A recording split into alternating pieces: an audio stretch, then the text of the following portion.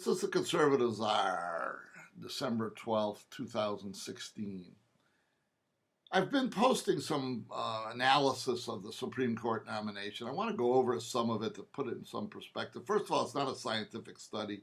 This is more like picking the winners of the Oscars or entering the NCAA pool. That's how I treat it. I'm not doing extensive analysis on this. I just, whatever I see, I kind of rank the judges. And also analyze the fact that I don't, as I said in the post, I don't think that anybody from Harvard or Yale is going to get picked. I don't think anybody over at 58 is going to get picked. And then there's some other things in the post on the Supreme Court. But it's a fun little exercise, and it gives you, we centered on a few names that are good and probably will get, one of them hopefully will get nominated.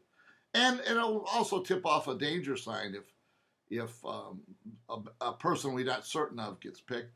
But it's a fun exercise trying to predict who he will appoint to the Supreme Court. The one that I want to continue a theme I've continued with it today, having to do with the Supreme Court. If the Democrats have a filibuster on the Supreme Court, then this is going to be a serious problem for Donald Trump to pick who he wants to pick. Hopefully, he picks somebody and then stands by him and forgets the Democrats, forgets McConnell, and forgets Paul Ryan, and forces the issue and not compromise with the Democrats, who currently would have a veto over any choice that he makes. So the filibuster comes into play in a whole bunch of issues surrounding the Trump presidency. And the one thing I want to point out, I pointed it out before, is that Harry Reid and the Democrats, a couple of years ago, ended the filibuster for lower court nominees and cabinet officials. It used to be cabinet officials needed to get 60 votes in order to go forward in the Senate. Now it's only 51 because of what Harry Reid did.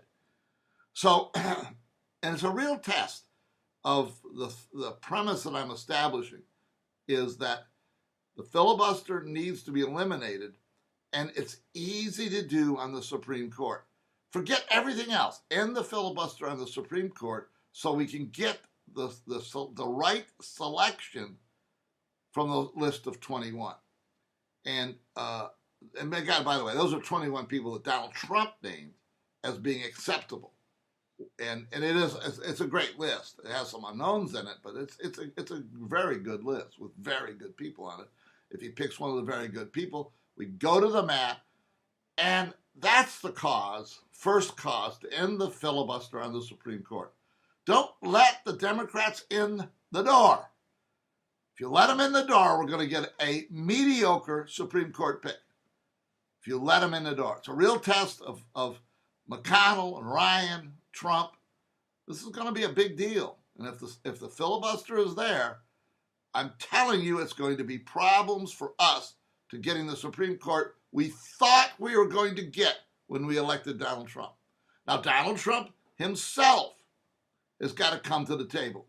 He's got to fight, pick a good candidate, fight for that person, and advocate strongly the end of the filibuster for the Supreme Court nomination. Paul Ryan and Mitch McConnell got to get on board. I got a funny feeling none of that's going to happen. That this is going to be more of a mess. I got this feeling in the pit of my stomach that we are going to end up with a very mediocre Supreme Court nominee because of the weak sisters already in play, Mitch McConnell and Paul Ryan.